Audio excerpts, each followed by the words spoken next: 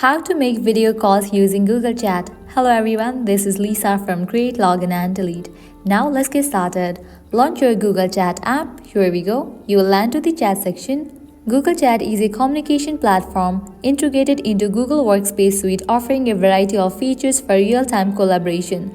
It facilitates direct messaging between individuals or groups within an organization, enabling seamless communication.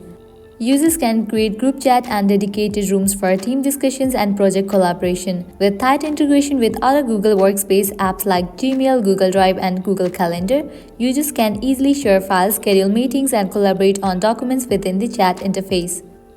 Now go ahead and open the conversation with the person whom you want to make a video call. Once you open the conversation, now at the top right you will find this icon. Click on it. With that you will get the pop-up of two options, chat audio and chat video. As you want to make a video call, click on the option of chat video. You just made a video call to this person. Applying the same process, you are able to make video call to anyone.